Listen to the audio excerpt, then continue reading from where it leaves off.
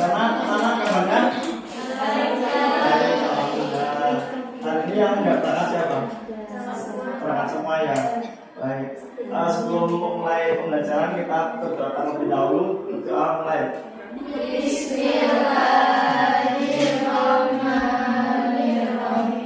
Nanti kalau Bapak bilang selamat siang, anak-anak bisa jawab siang, luar biasa, Allah gitu ya. Selamat siang. Siang. Ya, ulangi Selamat siang. Siang.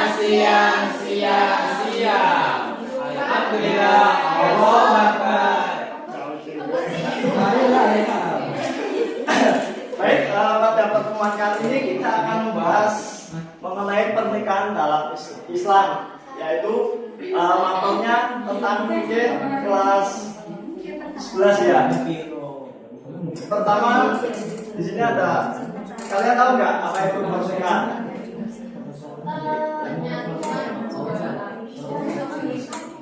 Apa? Ya,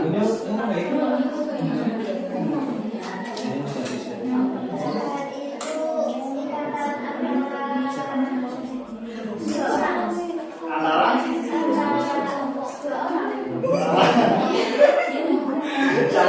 siapa sama siapa?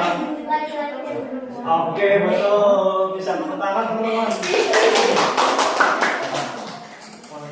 Nah, betul sekali seperti yang dijelaskan oleh Mbak siapa? Ya, Mbak Bella, bahwa pernikahan itu adalah akad yang menghalalkan hubungan laki-laki dan perempuan sesuai syariat Islam. Nah, pernikahan itu tidak hanya ikatan, tapi juga merupakan ibadah untuk membentuk keluarga sakinah mawaddah warahmah.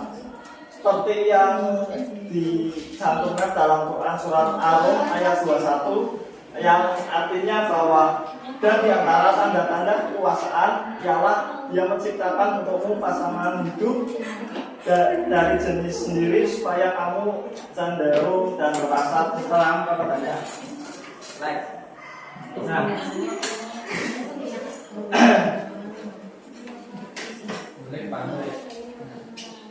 Nah, hukum pernikahan itu ada 4 teman-teman. Yang pertama ada wajib, haram, sunnah, mubah, makruh. Yang pertama ada wajib. Nah, dihukumi wajib ketika yang menikah menjadi seorang yang telah mampu secara lahir dan batin serta khawatir terjerumus dalam perbuatan zina. Nah, maka itu harus segera menikah. Yang kedua ada sunnah, yaitu seseorang yang telah mampu secara lahir dan batin namun masih dapat menjaga diri dari perbuatan yang dilarang oleh Allah. Yang ketiga ada mubah, ketika seseorang yang tidak memiliki dorongan kuat untuk menikah dan tidak khawatir terjerumus dalam kemaksiatan. Yang keempat ada makruh, yaitu yang belum siap menjalankan kewajiban rumah tangga baik secara finansial maupun mental sehingga dikhawatirkan tidak dapat memenuhi hak dan kewajiban sebagai suami atau istri. Nah, haram jika menikah dengan tujuan menyakiti pasangan atau seseorang yang tidak mampu memenuhi kewajiban dalam rumah tangga sehingga menimbulkan mudarat bagi pihak lain. Nah, yang ketiga ada rukun pernikahan. Ada beberapa syarat rukun, yaitu pertama tentunya ada calon suami laki-laki yang akan melangsungkan akad nikah beragama Islam, tidak dalam kondisi ihram dan tidak memiliki halangan syar'i untuk menikah.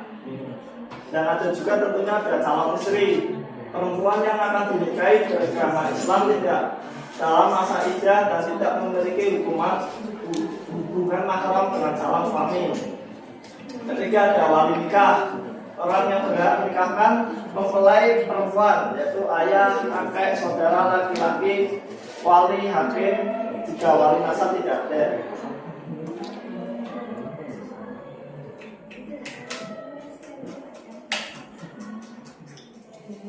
Nah, yang ke selanjutnya ada 2 orang saksi dan ijab kabul.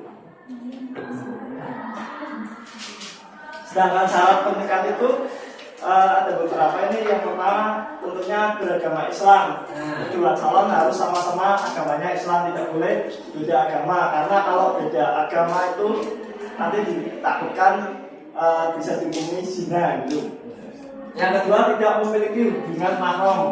Calon pasangan tidak boleh memiliki hubungan yang diharapkan untuk menikah, baik karena nasab, persusuan maupun pernikahan. Yang ketiga tentunya mendapat persetujuan kedua mempelai.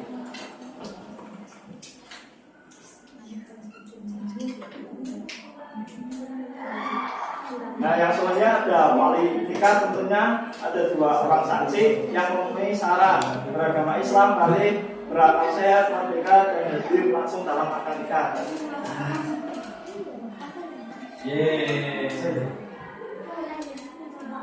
Ini ada contoh videonya.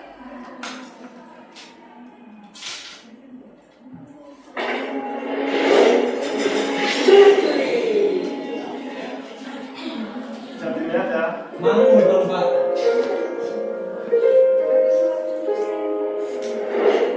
Kalian ngagetin aja.